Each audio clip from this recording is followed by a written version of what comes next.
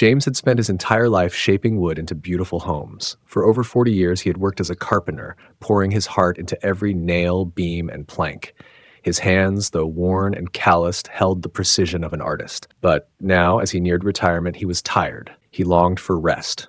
Mornings without the sound of hammers and saws. One day, his employer, Mr. Bennett, approached him. "James, I have one last project for you, a special house. Will you build it?" James hesitated. He had already decided that his work was done. But he was grateful to Mr. Bennett, who had given him employment for so many years. Reluctantly, he agreed. But his heart wasn't in it. He took shortcuts, used cheaper materials, and rushed through the work. Unlike his previous projects, where every detail showcased his craftsmanship, this house was different. It was just another task to complete. He reasoned that it wouldn't matter. After all, it was his last job. Months passed, and the house was finally completed.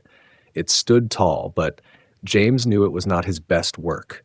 He felt no pride in it. When he handed the keys to Mr. Bennett, the elderly man smiled and said, "James, this is my gift to you. This is your home, a token of appreciation for your years of dedication."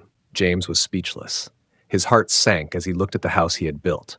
If he had known he was building it for himself, would he have done it differently? Would he have put in the same passion and effort that had defined his career? With tears in his eyes, he learned a profound lesson. Every project, every task, and every effort in life should be given our best, because in the end, we live in the homes we build, whether they are made of wood or of choices. From that day on, James vowed never to take anything lightly again. Retirement or not, whatever he did, he would put his heart into it, because life, much like carpentry, is about creating something meaningful. And so his last project became his greatest lesson.